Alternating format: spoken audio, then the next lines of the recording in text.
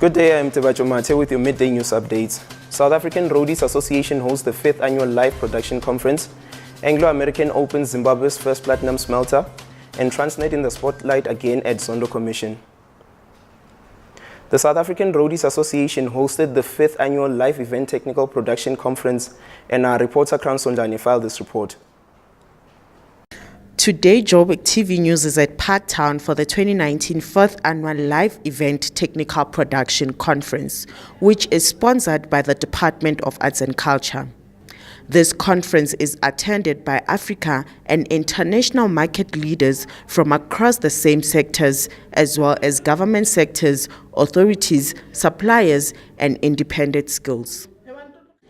The importance of LETPC for the industry is actually, it's more of a conference for us to come together to talk about the issues that are affecting us. The live events industry is such a obscure industry, firstly, that you can't even find when you're looking for certain industries. So we're like a group of people in a corner on our own.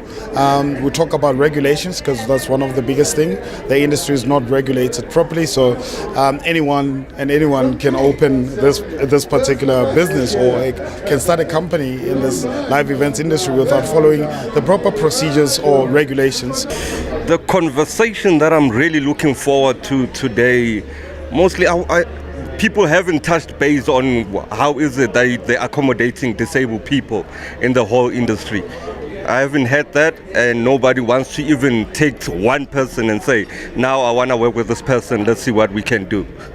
Funding has been a very, very big challenge in getting support, especially for training, technical and production skills in South Africa.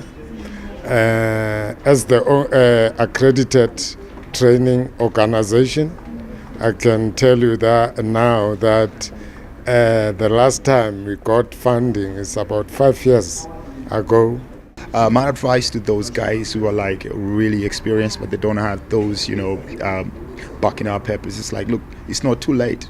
You already have the talent, you already have the skills, just go and get it and then just add it on your profile. It's good for you, Regardless of the tough economic times, the live event technical production conference provides with skills that will be helpful in the future. JoburgTV, Crown Sonjani. Mining giant Anglo-American on Thursday opened a $62 million platinum smelter in Zimbabwe as President Emmerson Mnangagwa vowed to boost the country's valuable platinum sector. The construction at the company's Unki mine in Shurungwi, some 310 kilometers southwest of Harare, followed government's threats 5 years ago to ban the export of raw platinum to foster local processing. The Commission of Inquiry into State Capture allegation continues.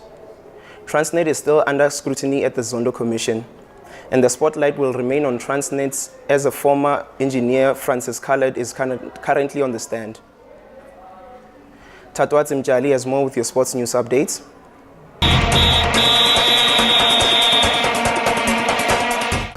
A good Freaky Friday to you from JoburgTV Sports. I'm Tatwat Mjali with your sports news.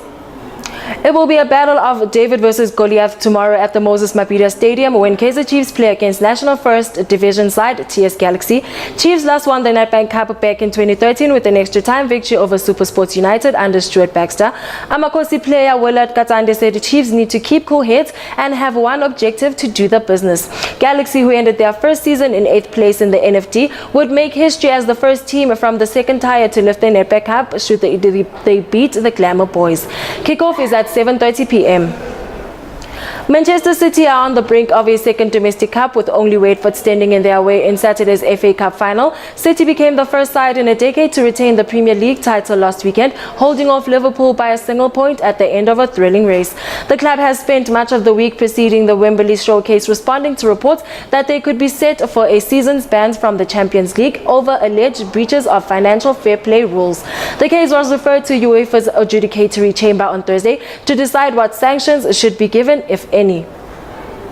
And lastly, Banyana coach Desiree Ellis has a tough job ahead of her as she has to select the squad that will represent South Africa at their first World Cup in France next month. Banyana will play their last match against Norway on the 2nd of June.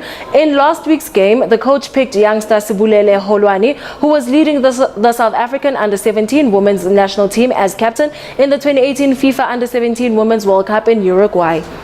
That's all from the sports desk. Enjoy your weekend.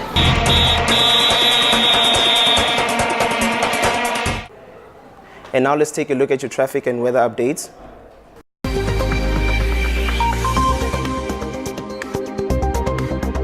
Here's your traffic and weather updates. Pretoria at Eskom Drive, congestion causing delays at Mapompani Highway. Bosburg on the N12 for stationary vehicle after the Atlas Road, expect delays. Calvin on the Northway, obstruction causing delays through Calvin. And now with your weather, Johannesburg is at 21 degrees Celsius. Soweto is at 22 degrees Celsius. And Midrand is at 22 degrees Celsius. That is it with your traffic and weather updates this afternoon.